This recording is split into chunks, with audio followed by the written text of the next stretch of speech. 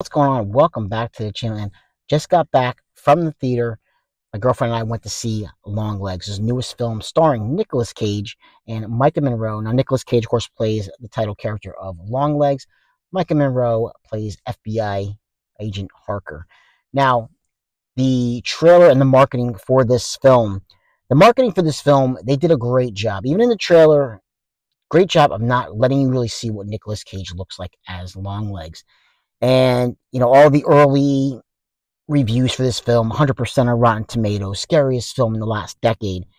This film, and I'll try not to do spoilers. I will try my best. If I feel like I'm going there, I will definitely let everyone know so you can stop the video, go see the film, and then come back and finish the review.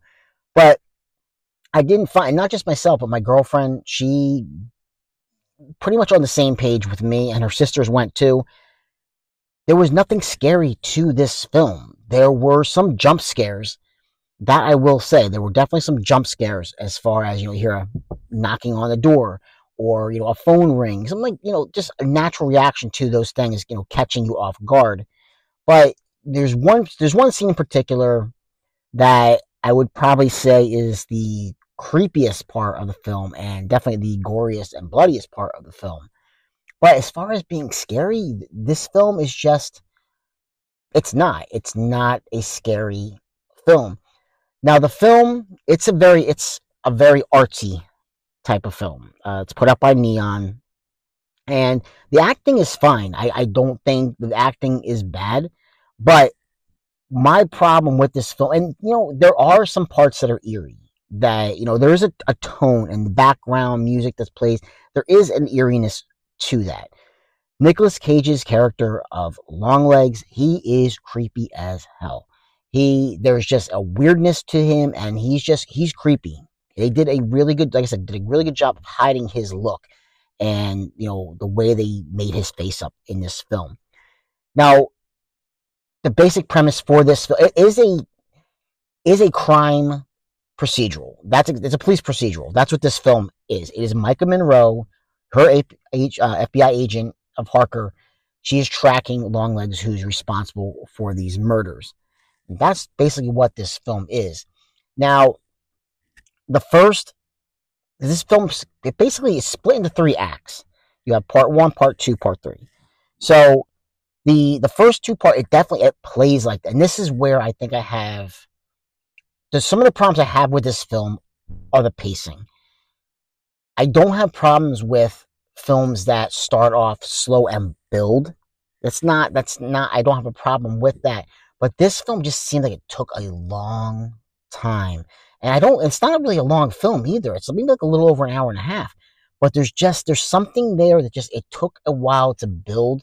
And I just would like to have seen a little bit more earlier on to keep that pace, to at least lure you in. Because that's really a problem I've seen with this film is they don't really do, the beginning of the film, it kind of catches you within the first 5 minutes. Okay, something's definitely, there is promise, there's potential with this film, and I see that in the first couple minutes. They throw you a little line, they hook you in the first 5 minutes, but then it drops off very quickly.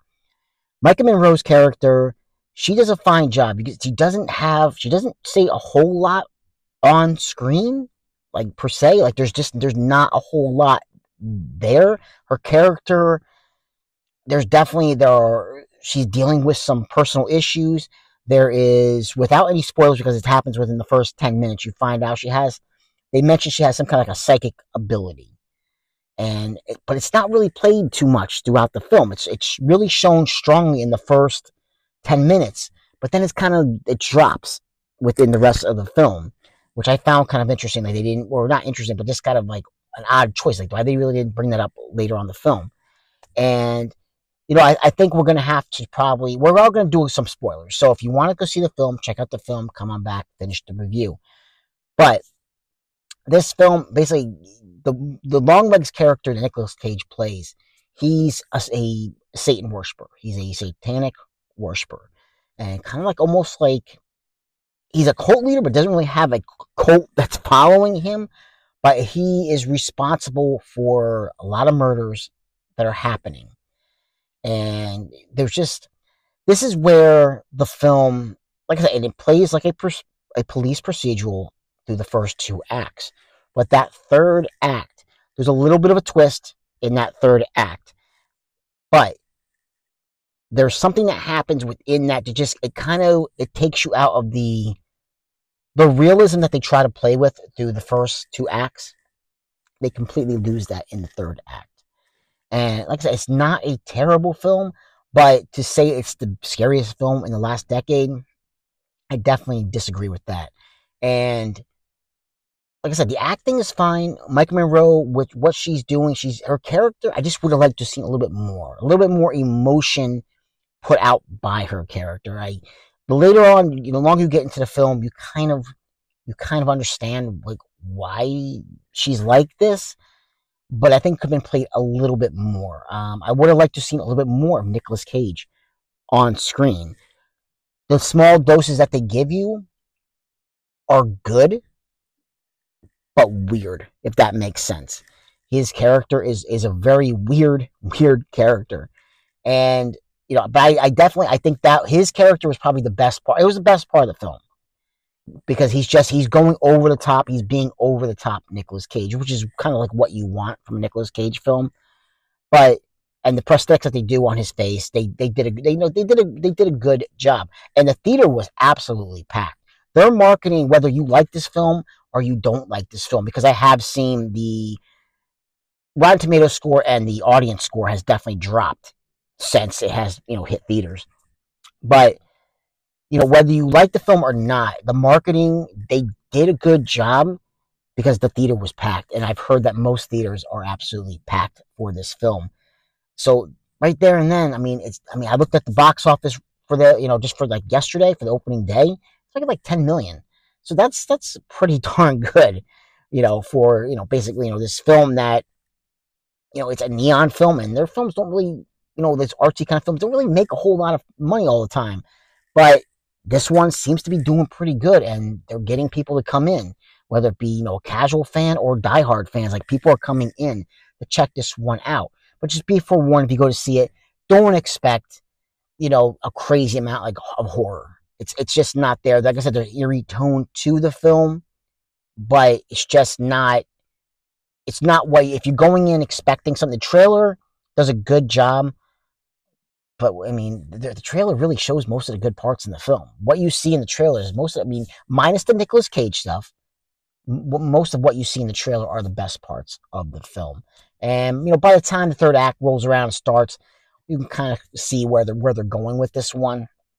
But as far as Longlegs go, and as far as giving this one a score on a scale, let's go with a scale of 1 to 5. On a scale of 1 to 5, Longlegs, Daddy Longlegs spiders. Let's go with that. Something that's named Longlegs. On a scale of 1 to 5, I'm gonna go ahead. I'm gonna give this one. I'll give this one a 2 out of 5. I'll give it a 2 out of 5. Mostly for Nicolas Cage, and mostly for the eeriness of what they're of the tone.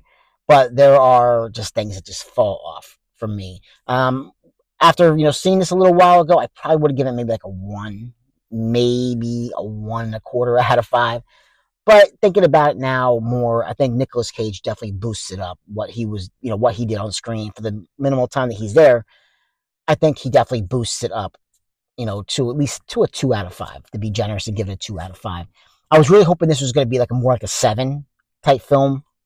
A 7 is definitely a better film in my opinion, way better film in my opinion than Longlegs. So, it's going to be for some people, and for other people, it's just not going to be their cup of tea. So, like, subscribe, and comment if you get the chance, and I'll catch you in another episode. Take care. Bye.